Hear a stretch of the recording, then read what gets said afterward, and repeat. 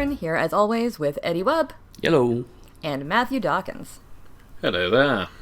Hey, we all heard each other this time on the hellos. I'm pretty proud of us. Progress.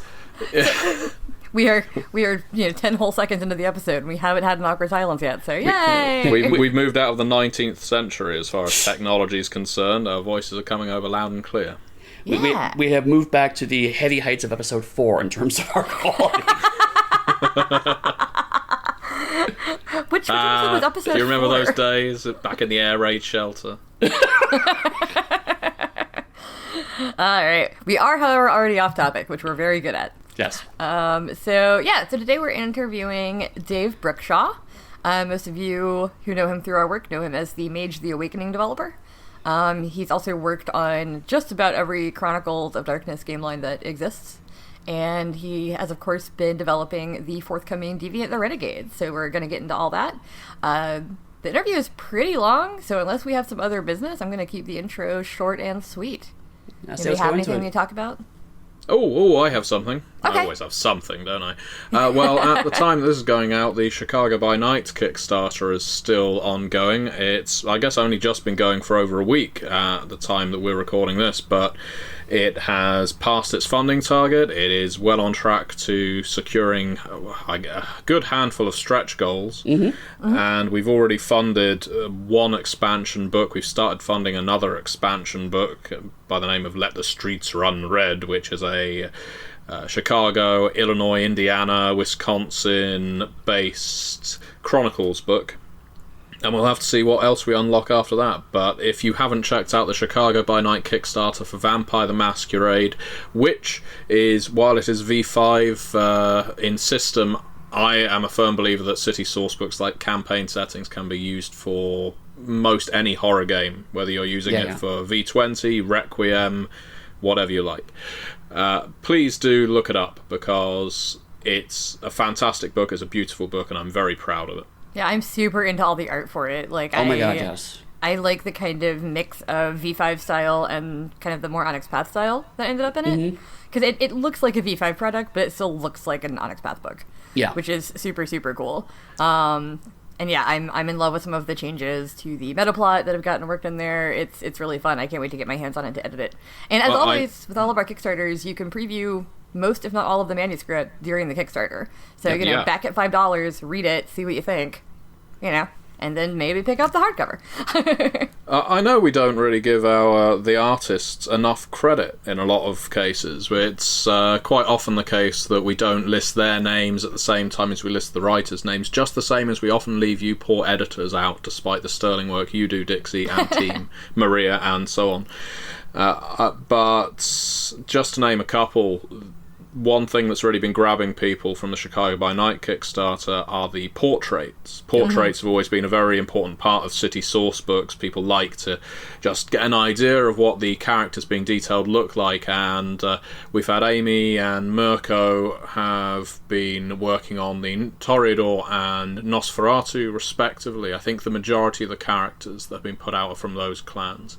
Mark Kelly did Kevin Jackson of Clan Ventru as well. I love that portrait so much. Oh, so good. I also love the Succubus Club piece. Yeah. Yes, that's also Mark, isn't it? But we have a fantastic art team on this book, and I think it's really going to impress people. It's going to make for a wonderful product once it's finished, and the text already is, so it's pretty much just, it will be editing, art, and layout to come. But if you've not checked it out, please do so. We're all very happy with it. Usually when we talk about him on this podcast, we're kind of like, oh, we're going to piss him off, whatever. But huge shout out to Mike Chaney, who is our art director, who not only, puts up with all of our requests and art notes and little fiddling things that we want changed, but also has a really clear vision for every line.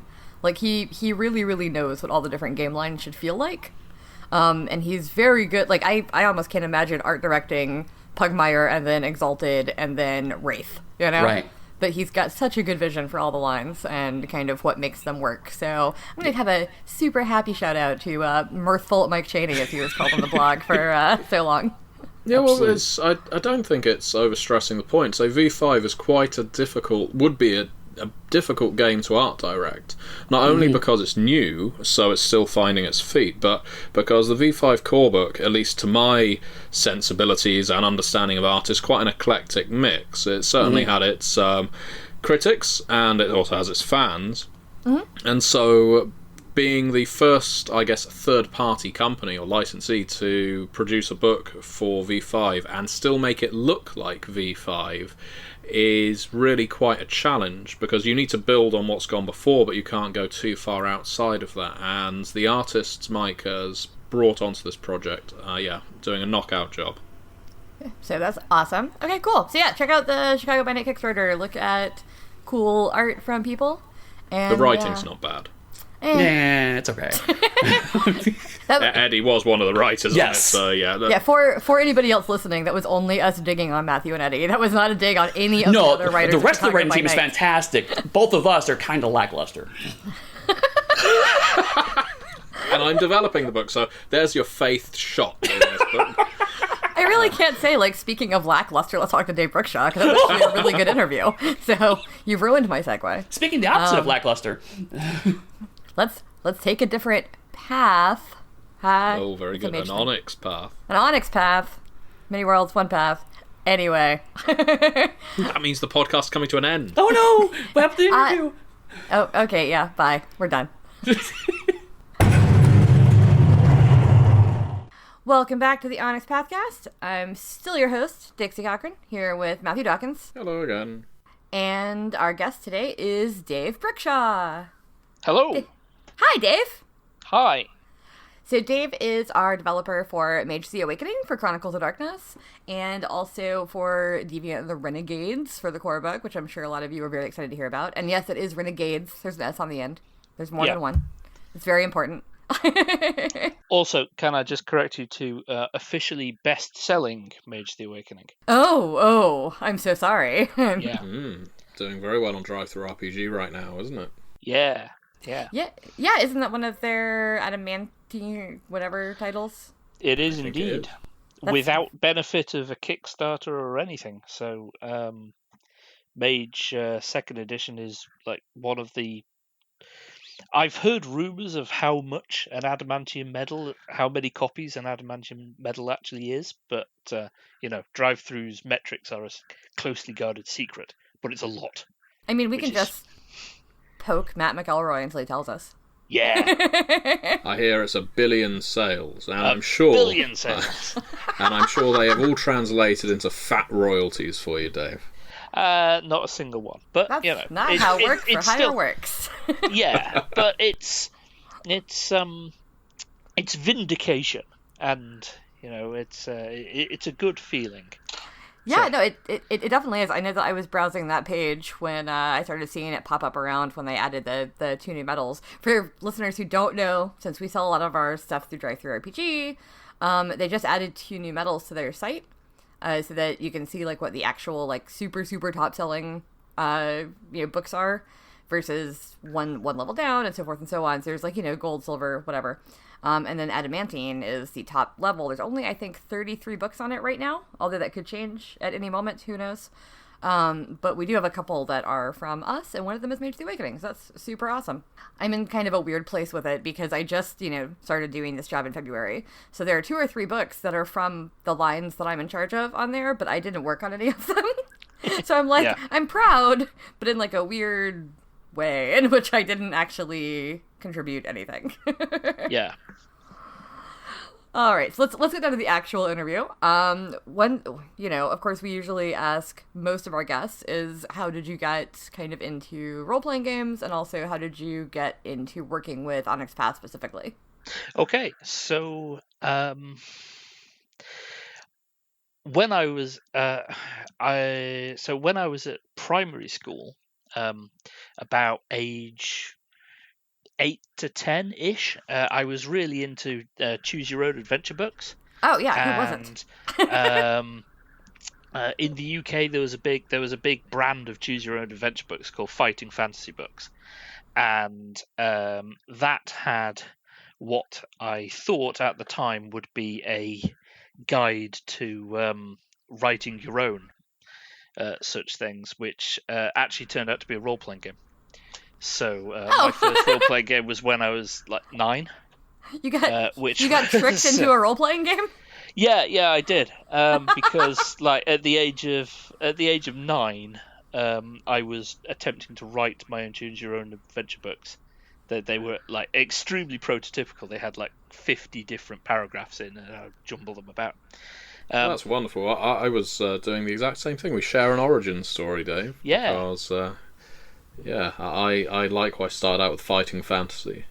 And then the first role-playing game book that I wrote was Tribe Book White Howler, which was never published on account of me never submitting it to White Wolf, on account of me being 15 years old, and it being bashed out in like 1995-ish. But yeah, so I got into the World of Darkness during the original first edition run. I bought Mage the Ascension when it first came out in the softcover first ed. Oh, yeah. And I have been playing or more of the time running some variety of Mage game ever since. That's awesome. Were you Yeah. so were you was that kind of like your first like adult role-playing game, or did you get into it like via D&D or one of the other avenues? Yeah, so when I was a kid, when I was about 12, my local library had a copy of the D&D Red book. Oh yeah. Where there was a different book. The books were split up into which levels they covered. So there was the basic book, and then that only went so far up the level tree, and then there was another book. So I had the first 2 of those and a monster manual. It was actually the Fiend folio for Advanced Dungeons and Dragons. So Right. my first adult role-playing game was attempting to convert between 2 incompatible rule sets on the fly. Was that the one with the Githyanki on the front? Yeah, and the one with the Golem rip-off in it. Yeah.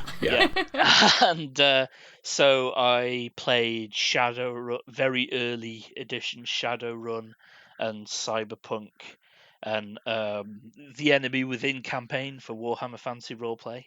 James Wallace sunk my barge. And eventually, my group just got Vampire when it first came out. We played AD&D 2nd edition. Is the vintage of D&D playing that I'm from. But yeah, we got into Vampire first of all, just after Dark Colony came out. Okay. We played Chicago by Night, DC by Night. Oh yes. And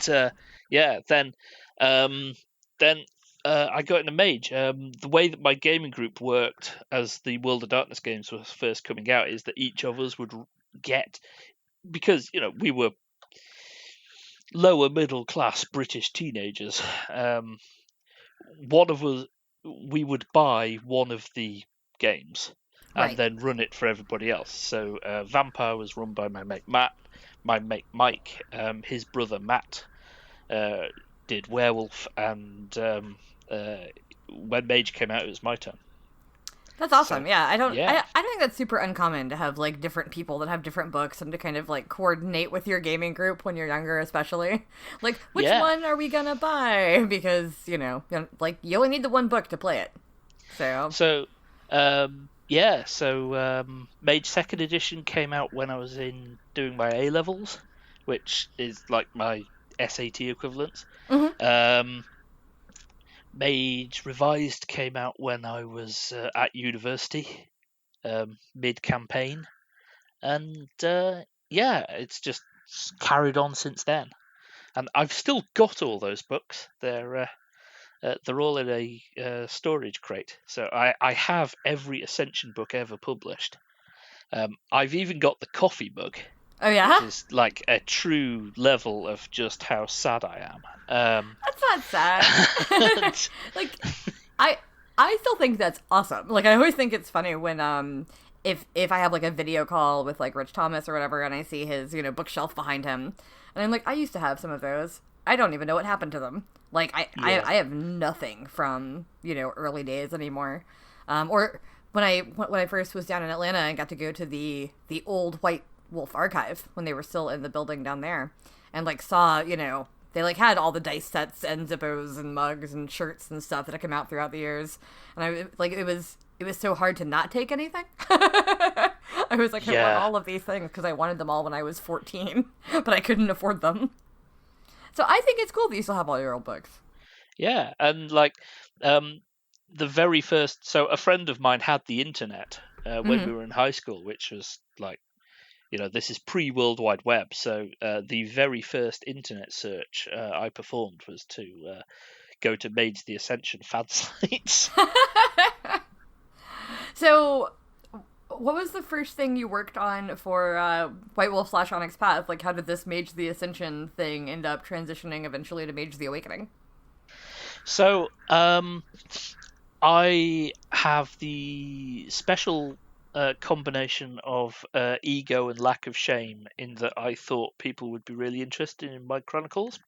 So, like, when the Dark Spiral was a thing, I had a really, really ropey episode guide to my Mage the Ascension Chronicle, and that turned into the habit of running actual play threads on RPGNet for whichever game I was running at the time. And when Mage the Awakening came out, I just naturally did one of those, and some of the people who were followers and commenters on that thread then got jobs with White Wolf.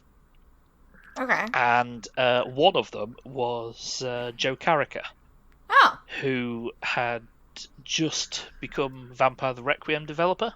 Right. And invited me to submit a writing sample. So my first book, my professionally published role-playing game book, was Night Horror's Immortal Sinners for Vampire the Requiem, which I wrote. I can't remember when I wrote it, but we're coming up on the 10th anniversary of it being published. I think you're like our 5th or 6th guest who has been in the industry for almost exactly 10 years. It's really interesting how many of y'all that we still work with started around the same time. Because I know, like, Neil Price, Eric Minton, like, all of them started freelancing about 10 years ago. It's a generational thing. It seriously is a generational thing. And the next generation, I think, is just starting to come into its own now. People like Dixie and Matthew. And, hi. Sorry, you're Dixie. People like Megan and Matthew. And, oh no, I thought you were talking about me because it still applied. I'm like, I just started in February as full time. I've only been doing this for 3 years. Like, I'm new. Danielle, the current Vampire the Requiem developer, she dates from almost the same time as me. Right. As well. I can't remember what book was her first book, but she's from about the same time as me.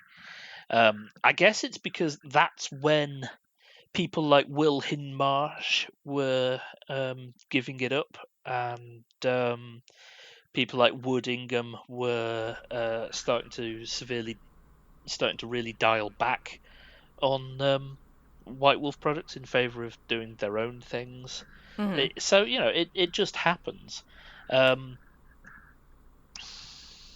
a bit unusual in that I have one writing credit that isn't on a White Wolf game. Oh, yeah?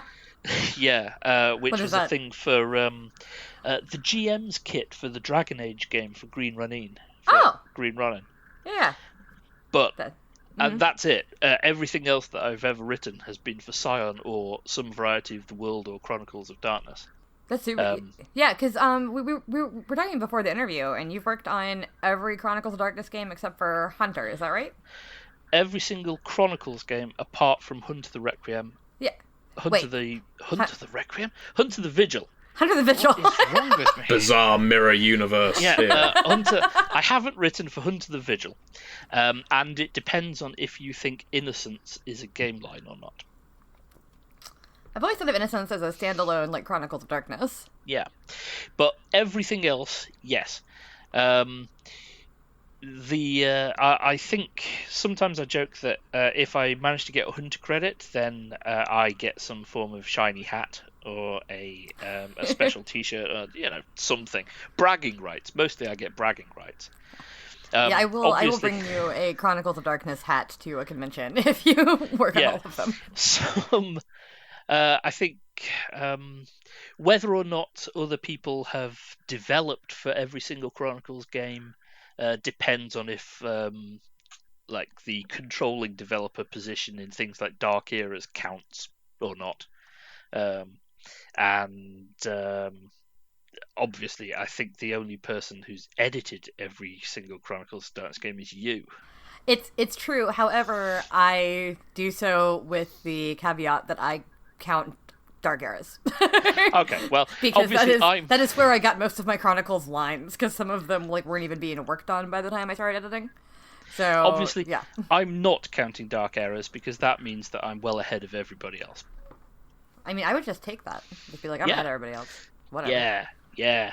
But eventually, I think Megan Fitzgerald is the closest coming up on the inside straight. So I'm in two minds about whether or not to really, push for a hunter writing credit, even if it's only like 1,000 words or something, just so that I can win, or whether I should just retire on a 10 out of 11 record.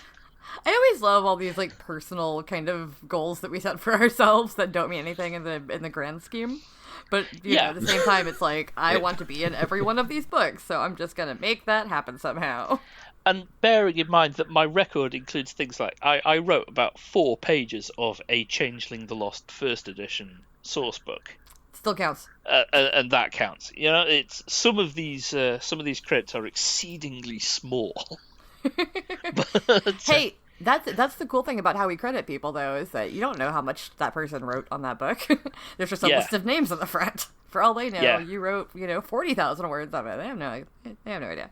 This is why I've got to hope that someday we will do a Hunt of the Reckoning or Demon the Fallen, or some company will, so that I can work on them, because right now I've got the 5 20th anniversaries that we're doing. Yeah.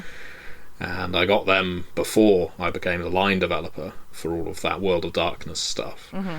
But obviously, compared to Dave's massive Chronicles of Darkness record, it pales. It pales in comparison to his mighty cathedral, his edifice. Well, Chronicles of more Darkness. Chronicles games. And, exactly. True. Have the Chronicles games been out? Have the Chronicles games now been out for longer than the original World of Darkness run? Yes. Yes. Yeah. It must have crossed over sometime this year. Probably. Yeah, it wasn't that long ago. Let's see, Vampire Masquerade was 91 to 2003. Yeah. So Requiem was, I think, 2004. So in the last couple of years. Wow. I know, right? That's now I feel really old. Good. Yeah. Can't have you feeling too smug about your triumph over the rest of us. And see, for me, the one thing about, taking over Chronicles from Rose is that sometimes I feel like that, weird kind of super young stepmom where I'm like, I don't deserve to be in charge of all this. This has a whole record that other people know everything about. It's super fun, and I love all my Chronicles lines, and I love Exalted, but it is occasionally very strange when I think about all the history that went into these lines before I even touched one. Also, do I actually have you beat on Demon the Fallen, Matthew? Because I have worked on a Demon project. Oh, well, I've worked on Demon the Descent. I've worked on both, because my very first project ever for Onyx Path was the translation guide. Oh, wow, okay, yeah, that's a sneaky way of getting in there. Yay, go me. Damn. Also, it means that my incredibly sweet, very southern grandmother has a book in her house that has a giant flaming pentacle on it, because she wanted a copy of the first book I worked on. Nice. And I giggle every time I see it. She has it tucked away in a guest room on a table.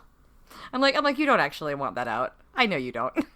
I remember once lending a copy of The Road of Sin, which is a Dark Ages vampire sourcebook, to a player of mine when I was running a lengthy chronicle of that game. And her parents were very strict Baptists, and found this book of hers which it depicts nudity. Well, it depicts fairly horrific things, to be honest, The Road of Sin, and as the name would imply, and she was verboten from playing in our vampire game forevermore. She broke that forbiddance and came along to play anyway, but it did put her on bad terms with her parents for a while. Oh no. So I'm glad your grandmother is more accepting of your hobby. I just keep wanting to replace profession. that with like a, nice, lovely stained glass copy of Changeling 20 or something. Be like, here's one that doesn't have anything that looks demonic on the front. Please enjoy this colorful book. But I don't know. She's got a copy of it. It's a whole thing. But anyway, so once you got into working for Onyx Path, or for White Wolf, and then Onyx Path, Dave, how did you end up being the lead on Mage the Awakening? Well, it's so White Wolf merged with CCP, and we entered just after I started freelancing. So I managed to save up my freelancing profits to get a plane ticket out to Gen Con. Where I thought, I'll meet everybody, drum up more business, it'll be great. That's exactly what I did last year. Yeah, and it was, and that was the Gen Con that White Wolf sat all the freelancers down and said that the lines would be extremely cut back. Publishing scale wise, and that there basically wouldn't be any more work. Oh. So that was nice. Fun. But what a fun meeting. Yeah, but I'm nothing if not incredibly stubborn, and we just kept going anyway. I think it was either Ethan, Skemp, or Eddie who first asked me if I had any ideas for a really a really thin mage book that would cover a gap in the game line, make fans happy about the fact that there wasn't a book every 3 months or whatever, and could be done on the cheap. And that book was Imperial Mysteries, which Malcolm Shepherd and I proposed and wrote together, but Matthew McFarlane developed. Okay. That as a freelancer, going back to what we were saying earlier about Mage's Adamantine medal, right. As a freelancer, I don't know how well the books sell. People ask me all the time, and it's like, I don't know. I think only Rich really knows. I was gonna say, I'm not gonna let I don't know how well all the books sell. Like, I think that's a Rich and Matt McElroy knowledge thing that not everybody else. With that said, the one thing that I do know is that Imperial Mystery sold holy shit numbers. Nice. And because of that, they said, we just made a massive profit on that. Do you have another one in you? So, again, Malcolm and I proposed and wrote, and Matthew McFarlane developed Left Hand Path. Okay. And while we were writing Left Hand Path, I was thinking to myself, we were deciding... Left Hand Path, if you've read it, it goes into quite a lot of details of Mage's setting and background, and there were things that we would have maybe wanted to do, but we couldn't really unilaterally decide were different about the game line because, we were just doing that one book. Right. Because Awakening didn't have a line developer since Bill Bridges stopped working on White Wolf books. And so that was the point at which I decided to myself, we really need somebody to just be in charge of shepherding this game line as a game line and making those kind of cross book setting decisions and things, and being full of unearned bravado and confidence that I pretty much just asked if I could do it. Nice. And yeah. So Rich, I think, tried me out as a developer, because the next thing Malcolm and I did, the next book was the Mage Translation Guide, which Malcolm and I both proposed and wrote, and this time developed. And then the next book I developed was Awakening 2nd Edition's core book. That's awesome. Yeah. I'm actively enjoying how much of your story is just like, I was, full of confidence, so I just did stuff. It's like, okay, yeah. Cool. That's kind of the opposite of a lot of folks in the gaming industry. Because, like, when Rose told me she had recommended me for, some portion of her old job, I was like, that's never going to happen. And here I am. So hi. Yeah. Definitely rather the opposite. I do still, like, I still feel like I'm the new guy. Like, and then I look around and realise that there's not that many people left from when I first started.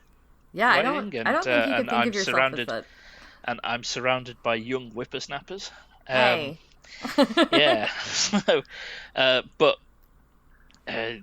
there it is. So I always think like, oh my god, am I doing a good job? Yes, of course I'm doing a good job. And then, I live for the Wednesday evenings after a book comes out. Right. Well, It's pretty much the reason to do it. Yeah. Mage the Awakening is still, that's one of our top Chronicles lines, and I think has been as long as it's been out. If it's not the top, I'm not sure like what the numbers are between like Awakening versus Requiem, but those are definitely our top two Chronicles lines.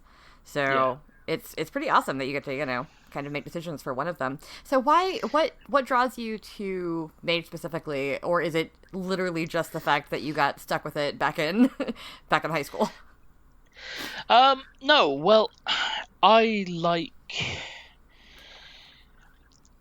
always been drawn to the idea that I've always been drawn to the sort of game where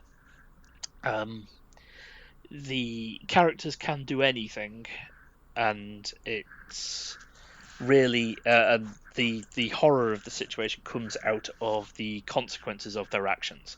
It's like a character has a goal, and the game, the personal horror of the game is in watching them merrily hurdle over all of the lines in the pursuit of that goal, and then getting their comeuppance. Right. And that's really, Mage the Ascension did quite a lot of that, along with all of the brain-melting cosmic stuff. And Mage the Awakening really does a lot of that, alongside all of the brain-melting cosmic stuff. And under me, Mage the Awakening really does that. Like, it's the thing that it's one of my obsessions in terms of role-playing game stories. The collateral damage and pride and secret worlds and things. My other main obsession is the memory and the consequences for a person of changing memory, which is why Mummy the Curse is also my jam. Okay. Yeah. But Mage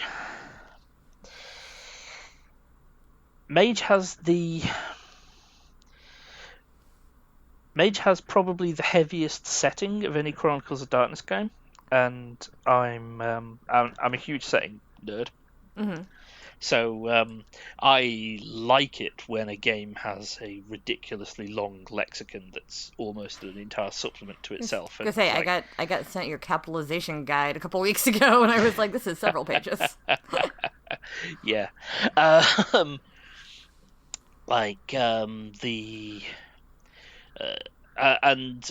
There's so much both actual and implied setting in Awakening stuff.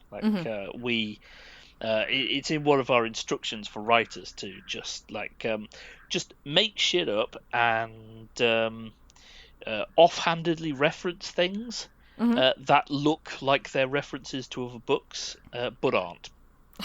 Because it makes the world feel bigger. So Malcolm will go like, yes, as the Amber Chronicle of the Mysterium says, the blah blah blah blah blah blah. But and the Amber Chronicle of the Mysterium, he's just pulled out of his ass. Like it doesn't exist. And if you read the Mysterium book cover to cover, you wouldn't be able to find it. And we do a lot of that. And then just to spice it up, sometimes we do drop things. So Signs of Sorcery has Easter eggs in it for anybody who remembers the old Reign of the Exarchs source book from early first edition. Where we will occasionally just randomly reference something that got mentioned for about a paragraph in a book in 2006. Just building it all up, which I'm sure is a subject that Matthew can understand, having worked on Beckett's for Masquerade. I was just making that connection where it's like, oh, let's throw a whole bunch of artifacts in these books all the time just for fun. Yeah. It's the kind of thing Mike Chaney loves. Well, when I say he loves, not sure that's strictly true. Yeah, I mean, mostly when you're making him art direct things that are supposed to match up to things from 20 years ago. Well, I always say when a character has been just randomly picked up from a book that was published 10 years ago, I will tell Mike, this character was previously pictured on page X of book Y. Right. So he can at least scan that page and show it to the artist, so they can make sure that this signature character looks the same. Yeah, that's the thing that we deal a lot with in Exalted, because there have been so many depictions of like the Scarlet Empress or some other characters, and it's kind of like we need them all to look vaguely similar. Like they don't have to be identical, but they all have to kind of have the same basic bone structure and tone. Yeah, you should be able to recognize Panther. Yeah, exactly. Yeah. So you mentioned Signs of Sorcery. For our listeners who might be expecting a little preview in this episode, what is that book all about? Signs of Sorcery is the long-awaited, perhaps overly anticipated. It is just a book. It's not the second coming of Jesus. Mm-hmm. Supernal World sourcebook for Mage the Awakening. So it's about really deep metaphysics, the kind of thing that you absolutely don't have to know to play the game or run the game or think about the game or talk about the game online. But if you are if you are as big a nerd as me about certain things, then it will be it will sort you out. Mage sight, high speech, yantras, ritual casting, magic item creation. So the perfected materials, which were sort of offhandedly mentioned in Mage's first edition core book, kinda sorta put into Legacies of the Ancient, offhandedly mentioned again in second edition's core book, and now actually having a bit about them. And soul stones, nimbuses, bizarre supernal things like Okamata and Rumahwals and strange places and things. I was going to say, that you could just finally be making sounds at me right now and I wouldn't completely understand. Yeah, but and that is the beauty of Mage, because to everybody else it's just blah blah blah blah blah. But to a Mage fan, all of these things mean very specific things, and boy will they let you know if you get it wrong off the internet. So that is every one of our lines, but yes, I completely understand that. And then finally a chapter actually about Awakening, so playing through the Awakening, which is something we bizarrely enough, it's something that we haven't actually done before. That's so odd because that's like kind of baked into most of our other games. Like, you know, in Changeling, you're supposed to go through your Durants, you're supposed to have to leave the heads off their stuff, and like in Awakening, like you'd think that the Awakening would be a playable, you know, scene. I know, right?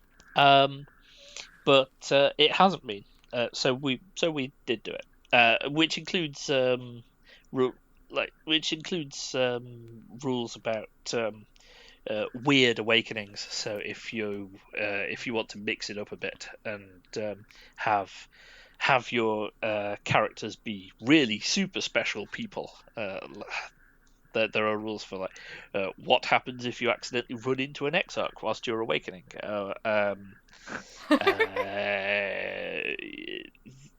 I think one of our signature characters was a pirate in the Caribbean until he had his awakening, and then he woke up in present-day Boston. And there are things for how you do that sort of thing. That sounds like so much fun. I didn't know that was an option. Or what happens if two people awaken to the same path at the same time? And it's weird because they sort of get joined. Anyway, yeah. I feel like "it's weird" could just be the tagline for Mage the Awakening. Yes, just pretty much. Put it on the cover of all of the books. Mage the Awakening Second Edition. Yeah. It's weird. Yeah, it's very weird. So that's now in art direction. Mike Chaney, and editing. Yeah, Mike Chaney emailed me with the names of the artists. Nice. That he's thinking of hiring, and I'm pleased with all of them, even the ones that I didn't know, and then had to like rapid fire Deviant art to satisfy my curiosity. I always forget that people still use Deviant art. Yeah, well, you know, artists. I've been really pleased with Mage's art. My writing space has the print. Has prints of the Mage signature characters. Oh, cool! That I got from the artist. That's awesome. I would definitely like to have more, you know, Chronicles and whatever art in my house. I've got one Exalted piece right now that I picked up at DragonCon, but past that, I'm gonna have to start, you know, hunting down prints for things. Yeah, I've got the Exalted 3rd edition map as well.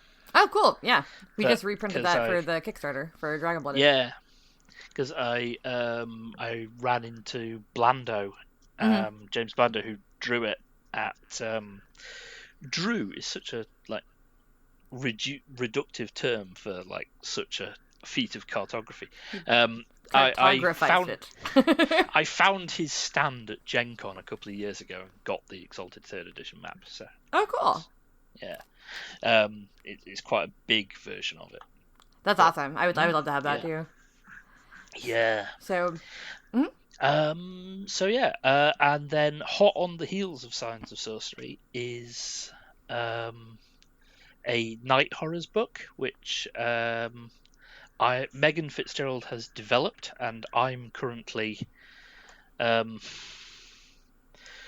doing a line developer overpass. Right.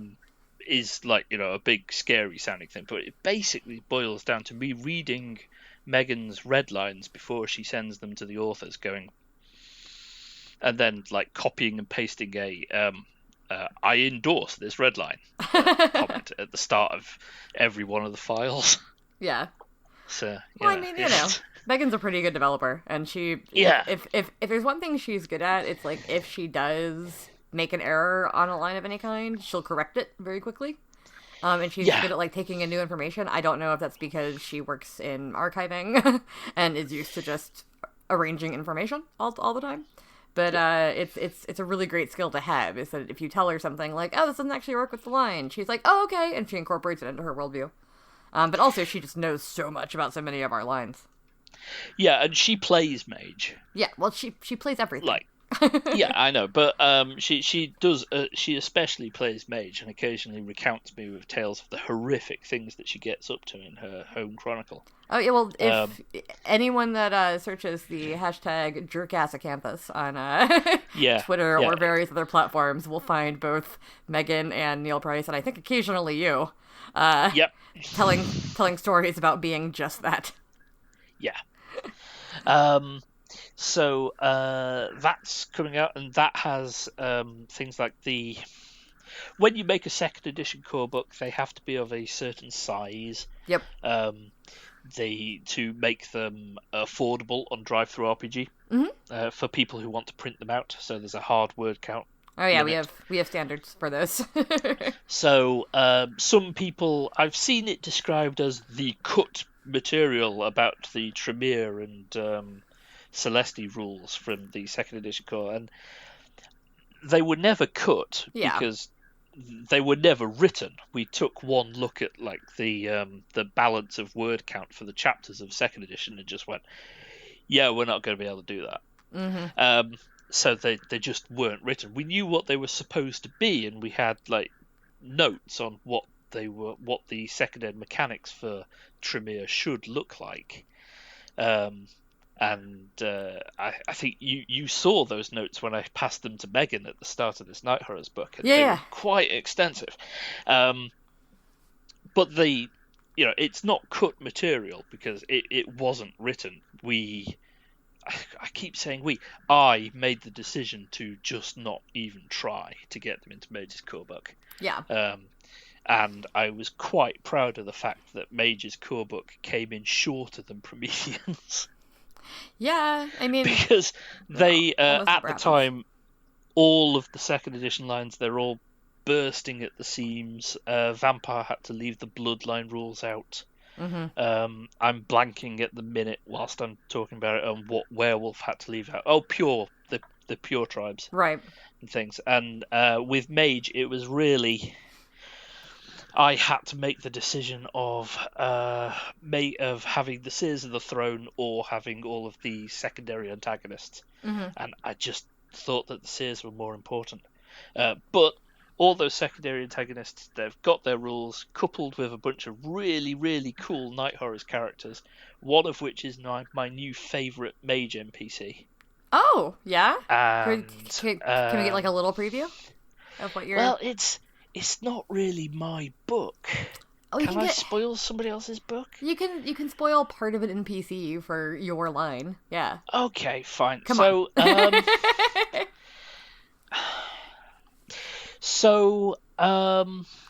The Seers of the Throne, and I apologize for having like a really elliptical speaking style where conversational loops and things. But so anyway, the Seers of the Throne are subdivided into loads of things called ministries, and in the game line there are 4 major ministries, which are the ones that we always manage to talk about. Mm-hmm. And then there are often said to be dozens of minor ministries, 3 of which have ever been named in first edition, and one of those was named in that it was described that the Celesti signature character for first edition he murdered the last pylon of them, so they're all dead.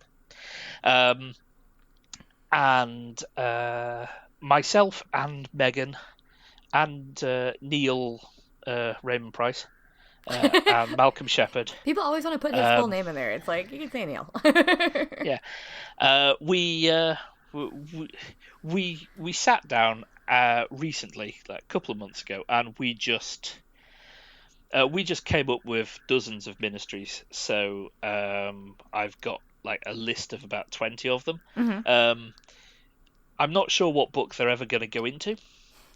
There's no room for them in Signs of Sorcery, which is like 300 words under the drop dead, you cannot publish this limit.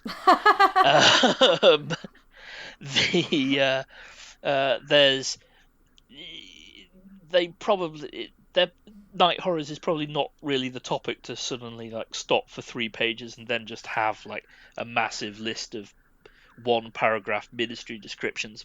But we can do things like make one of the Night Horrors characters from one of them. Right.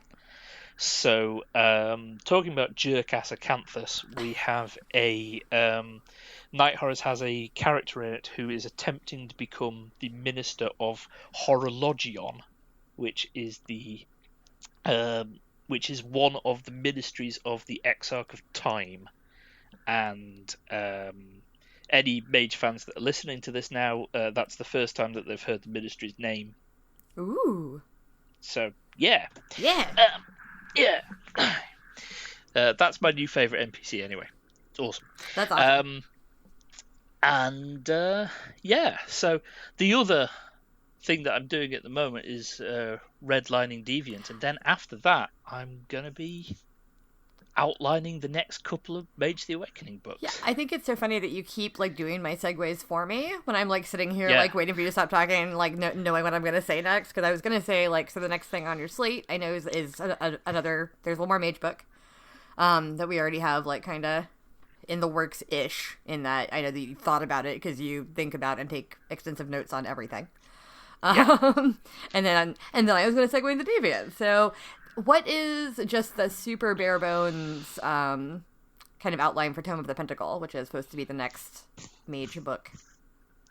Tome of the Pentacle is based entirely on my jealousy that I was not freelancing when the Guide to the Traditions was written for Mage the Ascension. Okay. So? Yeah, I really have. Like, I've got very weird reasons for proposing books some of the time.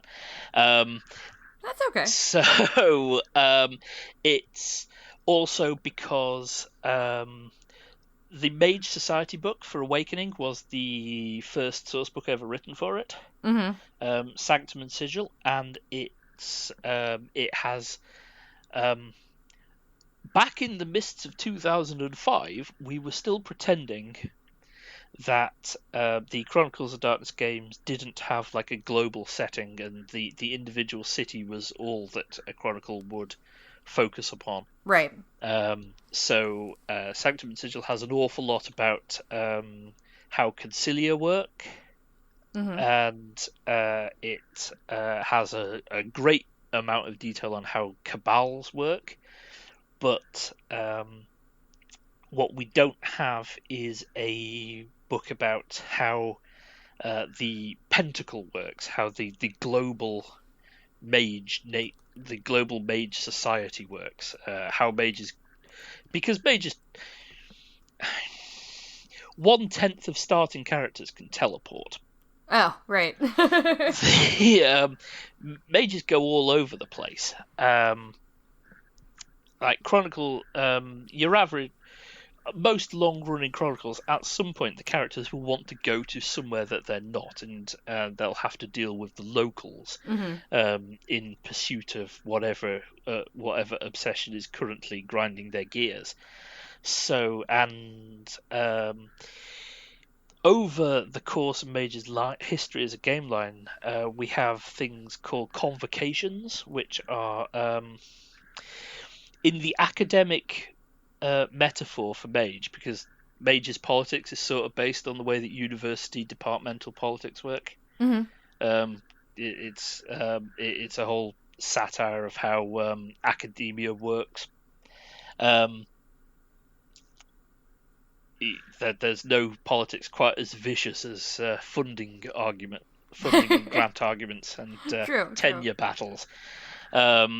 So in that metaphor, the orders are like subjects, and the concilium, a concilium is like the core, like the dean's office and the ethics committee, the core things of each individual university. But two Guardians of the Veil meeting are like two physicists meeting. You don't work for the same university, but you both work on the same sort of thing. Right. And a convocation is it's like a conference. They were introduced in the Silver Ladder source book in mid to late first edition, and Tome of the Pentacle is about how you has a lot of will have a lot of stuff about how to run them, how as a storyteller to improvise like 50 mages on the spot, which is going to boil down to if you've ever read Damnation City, which is a vampire source book, that has long like inspiration grabbing lists of like 50 random people that you meet in the street, right? That sort of thing. Tome of the Pentacle will have that sort of big pick list for the characters walk up to a cabal that they've never met before at a convocation. What's their particular weirdness? So like big list of like possible obsessions and personality traits, paths and things, and just how to handle that sort of thing as a storyteller. Very cool. Yeah. And then the announced book for Awakening after that is Fallen Worlds, where we hold the other Chronicles of Darkness games down and mug them for their settings. That's always fun books to work on. Yeah. So it's the Underworld and Shadow and Astral and depending on word count limitations, possibly the Hedge book for Mage, which again, like 1/5 of mages can go to the Shadow World, but at this point, 12 or 13 years into the game line, storytellers are still stuck using werewolf books for source material. Because Mage has never actually had a book about the Shadow. Maybe it's about time then. Yeah, exactly. So we are running a little short on time, so I want to spend the last 15 minutes here focusing on Deviant. Because I know that there are people who are probably picking up this podcast episode specifically to hear about that, because there are people who kind of pick and choose our podcast episodes based on who we're talking to or what we're talking about. Right, yeah. So we should give Deviant its due, even though it's a much newer line and doesn't have a book out yet. So yeah, so Deviant the Renegades is about, and whoever thought of this idea, and I don't know whose idea Deviant was. Deviant wasn't.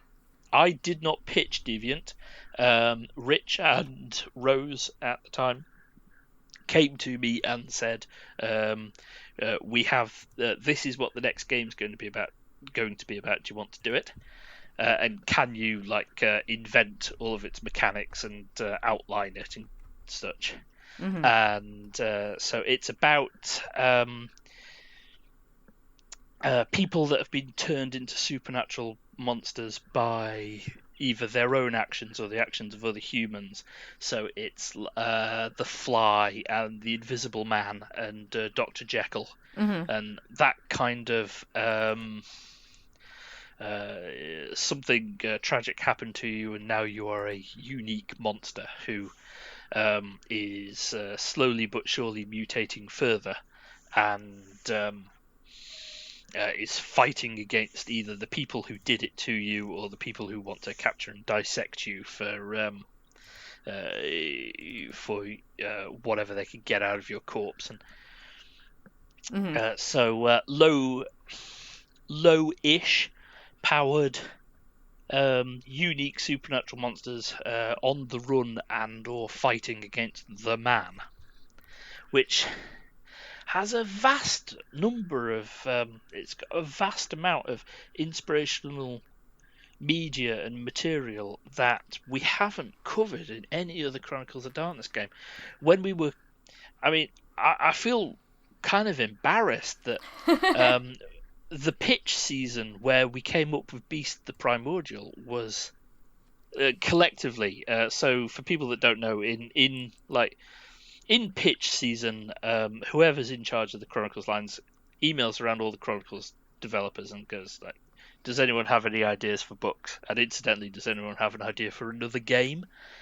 And, I feel like I did that recently. Yeah. And for the last couple of years even, it's been really torturous trying to get a solid game idea out.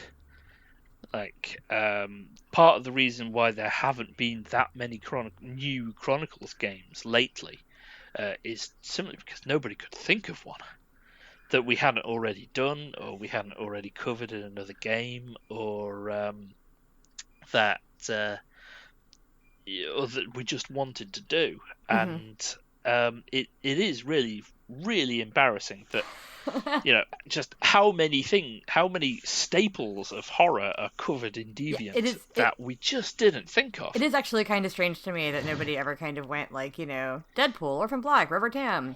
What do these people have in common? Like, they were all kind of messed with and then set loose. Even Buffy the Vampire Slayer is a perfectly acceptable Deviant character. No, she wasn't really changed by outside but magic. Yeah. Well, so the Watchers Council performed an evil ritual the precursors of the Watchers Council performed a demon summoning ritual and imbued the first Slayer with the essence of demons. Which for going back to the first Slayer, then yes, okay. Yeah, I will take it. Yeah, I will argue Buffy with people. I'm sorry. And that's what Deviant is about. You can tell from the skull, because the skull logo has been released already, that the fly is really one of the things that we go in on. Because the skull has like a half human, half fly skull. It's looking pretty damn strong. It's hard to say before a finished product, but I've been involved in the creation of. I've been involved in the first creation of Mummy, Demon, Beast, and now Deviant. And I narrowly missed out on Geist. It was written whilst I was first starting to freelance.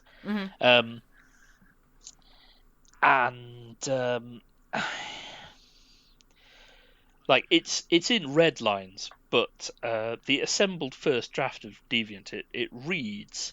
I think that it's in a good place compared to how other games are at their first drafts. If that makes sense. Yeah, no, that definitely makes sense. I know you hired a really good team on that one, and people that have worked on these sorts of books before, like new cores. So yeah, and unfortunately, the game has been delayed by both my life events at first and then the life events of some of the freelancers. So a couple of people had to drop out of the book at a quite advanced stage. So Deviant basically had twice as long a first draft time as it should have had.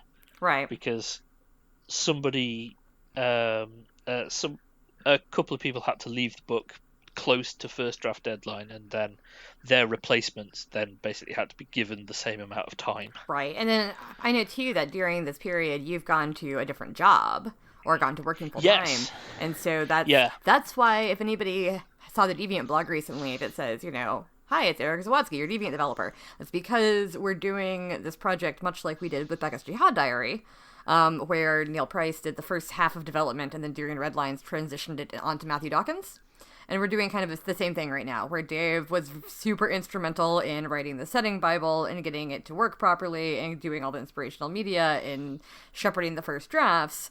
But via Red Lines, we're passing the development process on to a new developer, Eric Zawadzki, who will hopefully, if everything works out, go on to be our line developer for Deviant the Renegades going forward, so that Dave can work on Mage, which is his one true love, as we've been talking about for the past 45 minutes. Essentially, with apologies to your wife. Yeah. No. She knows. She knows. Yeah. I dedicate every Mage book to her. Oh yeah. She's never read any of them. She calls them. She calls my work shelf the colon books. Is the one thing all of the titles have in common. It's true.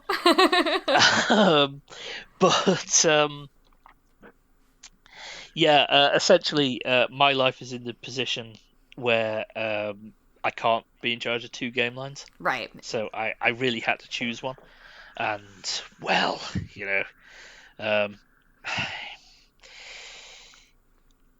if I give up, if I hand Deviant over to somebody else now, then I won't have chance to become as overly attached to it as I am with Mage, which you can have back when you prize it from my cold dead fingers. I feel like every Mage developer is like that for some reason. I feel like we've had interviews with Phil Bricotto where much the same thing happened.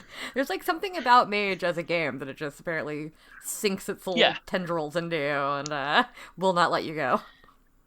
But, the tradition of somebody creating a game line and then immediately handing it over to somebody else to then do all of the source books and look after it forevermore is a thing that goes back to, like, that original softcover Mage the Ascension core book that I bought in 1993 because Satiros Bricotto, he wasn't the developer for Ascension's core book. The Wix did it and then immediately gave it to him. Yeah, I mean, we even did that very recently with Geist 2E because Travis Stout developed the core, but Vera Vartanian is doing all of the future stuff. Exactly. So Deviant is basically just like that. Eric was always going to take on at least the stretch goals that I didn't have time to do. Right. That was the phrase that we bandied about in emails. It's just that's now turned into all of the stretch goals. Right.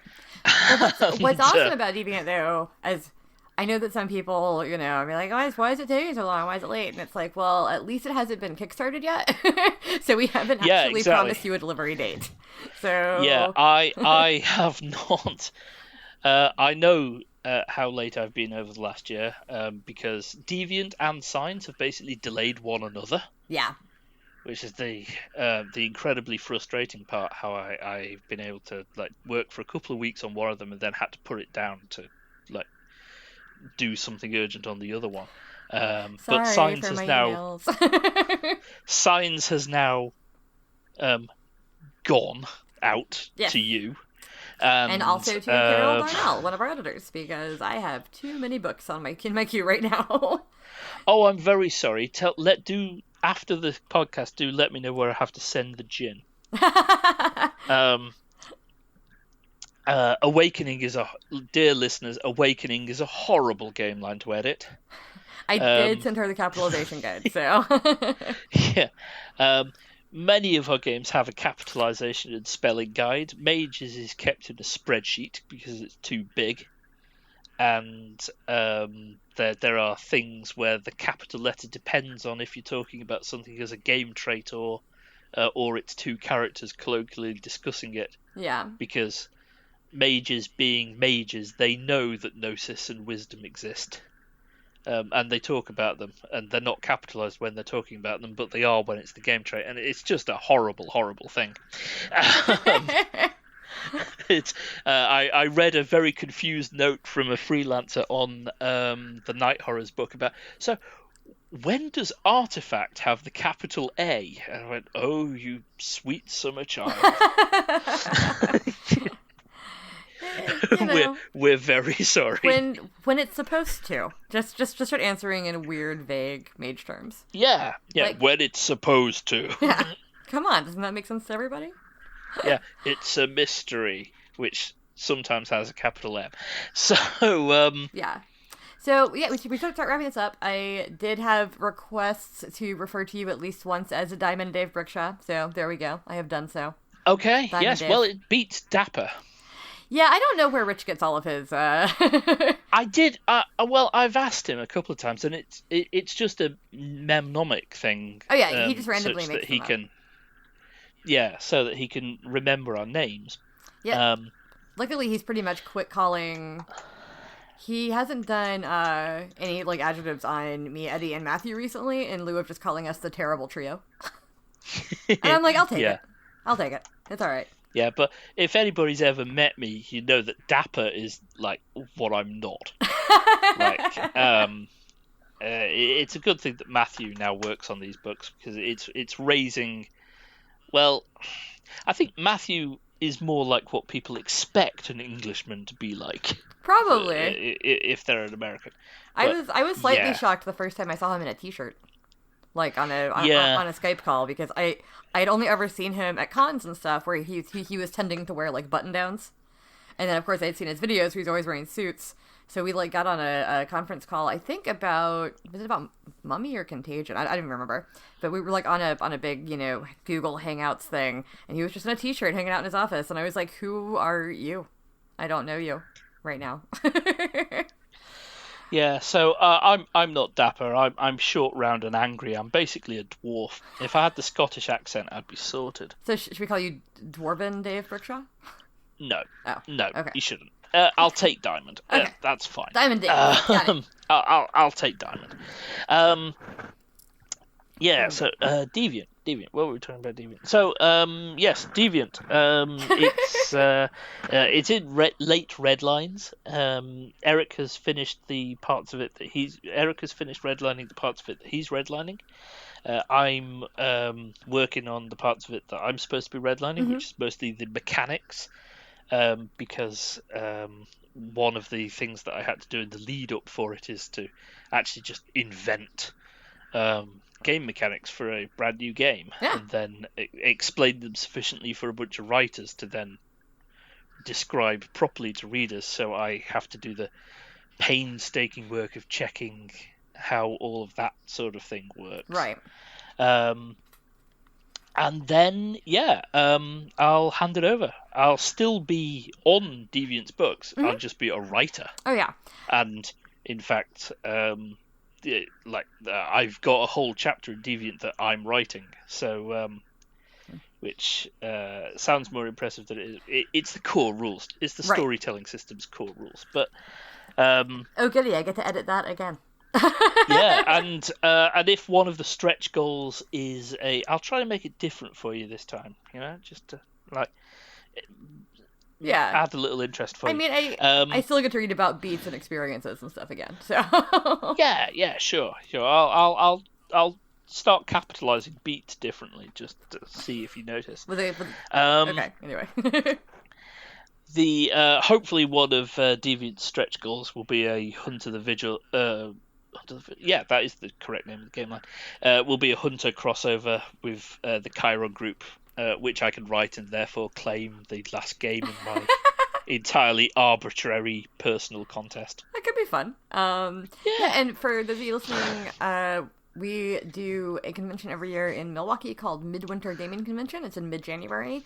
And as of right now, the plan is to have Megan Fitzgerald running at least one Deviant the Renegades playtest there.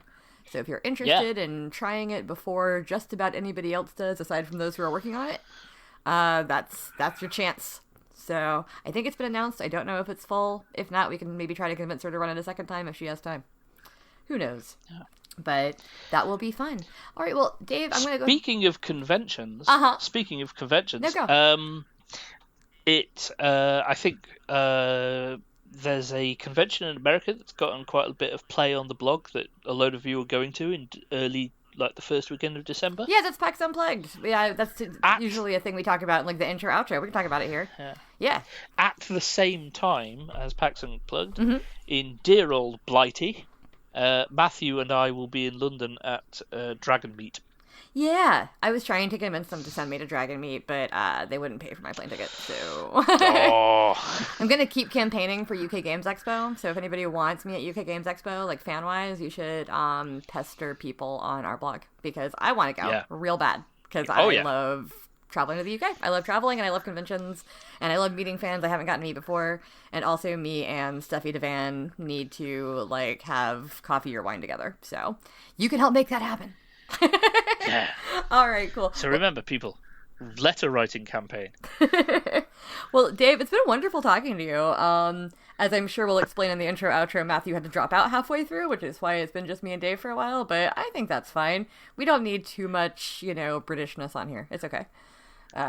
This is an overloaded episode. Yeah, one Brit per episode, so maybe that's why we were having audio issues earlier. Who knows? But, Dave, if anybody wants to find you, follow you, where can they do that, whether it's forums, Twitter, whatever? Just the forums are best. I don't get on with Twitter. I only keep a Twitter account so that my wife can send me private messages on it, and I'm pretty much the same on Facebook. I'm fairly locked down social media wise. Right. I don't encourage anybody follows us on Facebook unless we have professional pages. Like follow any web writer, but don't try to be Eddie's friend. However, as anybody who's active in the fandom of these games knows, I am all over any forum going. Yeah, I keep finding you in Discords, randomly. I'll join Discord and be like, oh, there's Dave B. I am pretty summonable. If somebody starts randomly talking about Mage, no matter where it is, I will appear within a day. I feel like normally. I feel like that should be a challenge. People should start posting in weird unrelated Imager comments about Mage the Awakening and see if Dave just pops up. Yeah. Don't do that. No, do that. It'll be fun. It'll be a fun game, y'all. Yeah. All right. Well, it's lovely having you. Thank you so much for your time. And thank you very much for having me. I'm super excited about Deviant, and I'm super excited to get some more Mage books out. So, yeah. Awesome. Cool. Bye-bye. Back to the outro. And we're back. Wasn't that fun? I'm back. Yeah, we definitely lost you at the end there. You had to run off and save a small child from a fire or something, right? Save a wife from a knife attack. And to be fair, it was more of a cleaver. I was going to say, and it was more of an accident. This is the problem with This is the problem with pumpkins. And I've got even though I know the story, that section of sounds it's like, a wife, but there's a cleaver and there's a pumpkin. I think a pumpkin attacked her. I'm not entirely sure. Matthew, please, go on. Pumpkins coming over to this country with their customs, Halloween and all of that, and now my wife tries to cut her fingers off with a meat cleaver. Yeah, I can see the direct correlation there. Exactly. And needless to say, it took me away from the interview, which was an excellent interview. Dave is a fantastic talker. Yeah. He is. That was a lot of fun. It's funny because I knew some of the stuff that he talked about, but it was fascinating to hear just how he picked up the Mage book and then ended up running Mage and kind of fell in love with the game, and then now is working on the new edition of Mage. It's weirdly rare to see that kind of focus. Even though he's worked in everything, it's he always comes back to this one particular thing that he just really, really loves. Yeah. A lot of times in this industry, when you hit a certain point, you start to diversify, and I love working on this and this and this and this and another thing. But to see that kind of singular passion in someone who's still very prolific is actually really, really interesting. Yeah, no, I don't know very many other people who pretty much stick to one line. I think maybe the only folks, and I could even be wrong here, that I know of that are kind of like that would be Eric Minton and Robert Vance. I was going to say the Exalted career is about the only one, yeah. Yeah, just because Exalted doesn't have as much crossover with some of our other lines in terms of, the feel and tone and whatnot. And, I would also say our other Mage developer, Satyros, Phil Briccato, is very similar. The That's game true. Closest to his heart is Mage the Ascension, without shadow of a doubt. Yeah, no, I think it's a Mage thing. It's like the opposite of the Wraith Curse. It's like the I don't know, Mage Blessing. It just holds on to developers for 10 or 15 years. Which is awesome. I mean, it's nice to have someone who knows the tone kind of working on the line for a long time, which is really, really cool. I'm glad that when we were trying to figure out Deviant and what we're gonna do moving forward, Dave was very much just I still love Mage. Mage is my favorite thing in the world, and I was like, all right, keep working on Mage then. That works for me. Right. So. Exactly. Very, very cool. It was funny. Dave mentioned this after we did the interview too. He's got quite an interesting accent. And he's like, I don't notice it until I hear myself, and then I hate it. And I'm like, I think it's cool. I don't know. It's part Liverpool, part British. I forgot where he's from exactly. It's a very specific region in England, which I think is fun. I don't know. No, absolutely. I am, of course, completely deaf to him having an accent. He is one of my countrymen and all that. I think he's. I think, at least as far as recently, he was based in the West Country of England, but I don't know where he grew up. Now that you've mentioned Liverpool, I can definitely detect that in the way that he speaks. It's slightly higher. But anyway, this is a very odd rambling tangent that no one is interested in. I don't know. I find that kind of thing interesting, because, like, regional accents and what is actually a kind of small country, I just find fascinating. I don't know. Yeah, it was actually... Sorry, it was, I'm a language nerd. It was actually interesting when my wife and I had moved to Ireland, because then we were the people with the charming accents, of course. Right. And so we were constantly getting questions. I was like, "Oh, where are you from?" And they could narrow it down to maybe Canada, maybe America. That was as far as they could get, Right. It's like, we're not the South of America, because we know what that sounds like from TV. But beyond that, who knows? And you're like, haha, we are from the South of America. Right, exactly. But, it's for since then, I've been able to pick up very small things. My wife and I both lived in Ohio, so we have a very distinct Ohio accent if you know what you're listening for. So right. it was just kind of interesting that it took me going to the country to kind of come back and really appreciate, there's where that distinction is. Yeah. Well, anyway, I think the interview was super fun. I enjoyed talking to Dave. I always enjoy having meetings with him, since he is one of the developers that I work closely with. Because he's always a fun guy to talk to. He's, we have these really long conversations without meaning to. We actually talked for like over an hour after the interview about stuff that will not go on the podcast. That never happens. I can never think of a time where talking with you and going for an hour and a half. We don't do that ever. No, never. No. On the podcast. Nope. Doesn't happen. Although, sure. Speaking of less enjoyable things, it's no segue at all. But are you gonna bring the mood down, Eddie? Huh? I'm bringing the mood down. Okay. Yeah, I'm bringing it down. I'm rolling it back a little bit. But I'm sure we'll end on a random note at some point. But okay. One thing, I've seen a few comments over the past, throughout the podcast history, but recently, particularly around the emergency episode we did, about audio quality. The audio quality around the Save Against Fear panel was not great, absolutely. But I want to talk about it a little bit because, one, it was an emergency episode. We had to come up with content quickly, and that was the content we had on hand.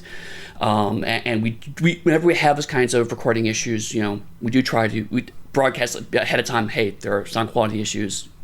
We try to do our best because we do feel the content is worthwhile, and a lot of people have since found a lot of value in what they could make out of from the panel. So we do try our best. But one thing that I think going forward, we're still going to record panels at conventions because, again, we hear a lot of people really enjoy that content. We can't control the environment we record in, and there's only so much we can do. We're not, a lot of what this podcast is doing, it's out of me, Matthew, and Dixie's pockets. Onyx Path helps out certainly quite a bit, but we buy our own equipment, and we do all the editing ourselves. So it's a lot of a labor of love for us, and there's we can't bring professional equipment to conventions every time we go. It's just not sustainable for us. So we're going to look into options to try to make that better going forward. Certainly we want to continue to improve, but I just do wanted to kind of let people know, there's certain managing of expectations in terms of what we can and can't do, and B, while we get it's frustrating, kind of dial back the rhetoric on those comments. It's like, it's one thing to say, hey guys, this is really frustrating to hear it. We get that and appreciate it. It's another thing to say, don't strap your phone to your side of your foot and stomp around the floor while you're recording. It's like that's okay, whatever. Also, we're obviously not doing that. Come on, people. Right, yeah. Hyperbolic frustration is not helpful. And I mean, it's great that you want to hear what we have to say, and it's great that you want to hear our panels. And I know that it can be annoying. I listen to a ton of podcasts, and every now and then there will be a live episode of a podcast that I listen to that I'm like, this is so hard to hear in my car or whatever. I get it. But at the same time, when you're recording in an auditorium or a big meeting room or whatever, and you don't have, like Eddie said, like be a professional grade microphone setup, then that's just how things happen. We are going to experiment, hopefully, in future panels and things with maybe, me trying to bring, like, my laptop and, recording mic to these. Maybe get it a little bit better. But also, like, sometimes people turn around and talk to the crowd, Sometimes, like, you just can't... I can't chase people down with a microphone like I'm a roving reporter. Right, exactly. Jimmy Olsen. Yeah. Oh, go ahead. Go ahead, Matthew. He just said Jimmy Olsen. That's it. He was just calling me Jimmy Olsen. Thanks. The other reason why I kind of wanted to bring this up is that on a personal level, it is frustrating for me because I've been really clear about this in the podcast, but I do have hearing loss. And so, when people express their frustration on not being able to hear, it really guts me personally, because I clearly understand that that's a huge problem, that's an issue. So it's one of those things like, I respect and appreciate the concern. Just, please try to keep it productive is all I ask. Keep it constructive when you bring up those concerns. Yeah, and I mean, like I said, thank you for your feedback. We do enjoy feedback, but try to be nice. We're people. Yep. And speaking of conventions and panels and things, we will be at PAX Unplugged coming up. Eddie and I will, along with Rich Thomas, Lisa, Danielle Lazon, Matt McElroy, bunch of people. I think Neil Price. Yeah. Ton of us from the company will be at PAX Unplugged in a couple weeks here, which is super awesome. I had a great time at that show last year. It was the first year they did it. So hopefully the second year will be even bigger and better. PAX events in general are often fun, but since this one is unplugged, it's just tabletop and board games and card games, no video games. And I thought that was kind of a cool thing. It was like a mini Gen Con almost last year. That's in Philadelphia. Yeah. And Dixie and I talked about we are going to try to get at least, even if it's just her and I grabbing a space and chatting for a while, we're trying to get something done at the show, record. Yeah. And also, as I think we said during the interview, Dave Brookshaw and Matthew will be at Dragon Meet in the UK over that same weekend, which is awesome. So lots of convention appearances, depending on which side of the pond you're on. And then coming up in January, we will all be at Midwinter Gaming Convention in Milwaukee. Yeah. That's where we have our company summit. Yes, it was incredibly cold last year. I get the appeal, but also I feel very trapped in the hotel because if you walk outside, the weather tries to murder you. Luckily, it didn't snow as we were all leaving last year, but yeah, it was very, very cold. However, it's a really fun convention, kind of a small, intimate convention, a lot of LARP events, a fair amount of tabletop events, some board games, small vendor room. So if you're looking for a place where you can actually, hang with us for a little bit and actually maybe, have a drink, chill, get to talk more than you do at, Gen Con or whatnot, I do recommend Midwinter. It's a fun convention. Yeah, like you said, it's very intimate, it's very social, and also it's a lot of conventions, they usually have kind of the core gaming thing they do, and there's other add-on bits. Midwinter's one where there's a lot of actual flow through between, so it's not just always it's a large convention that has some tabletop or whatever. It not only does the convention try to showcase a lot of different styles of gaming, but also a lot of the people who attend are excited and interested to try new things. So it's really cool to see people moving around in these different environments and, oh, hey, what's this guy? I've never tried this style of gaming before. People are very excited about new things and trying out different stuff there, which is always really cool to be a part of. Yeah. So find us there as far as conventions go. And past that, where can people find you on the internet, Eddie? You can find me just about anywhere at Eddie Fate, EDDYFATE, eddiefate.com, or if you want to check out my professional stuff, you can check me out at pugsteady.com. All right, Matthew? I am on YouTube as The Gentleman Gamer. I am on the Onyx Path Forum as The Gentleman Gamer. I'm on Twitter as Clack Click Bang, and I've started hovering around World of Darkness and Vampire the Masquerade Discord channels as well as Matthew Dawkins. So if you see me around, never feel free to ask me a question. I'm always happy to talk World of Darkness, or indeed any other game. Unless you're a pumpkin. He does not like pumpkins. Yeah, seriously. No, screw those guys. You can find me most places at Dixie Cyanide. You can find us at theonyxpath.com, the Onyx Path on Facebook, on Twitter. We have an Instagram now, super cool. So you can find us all over the place, the Onyx Path, on the forums. Say hello. We're always around. Have a wonderful day. I never know how to wrap these up, so I'm just going to tell people to have a good day now. Because positivity is fun. Anyway, as always, many worlds, one path.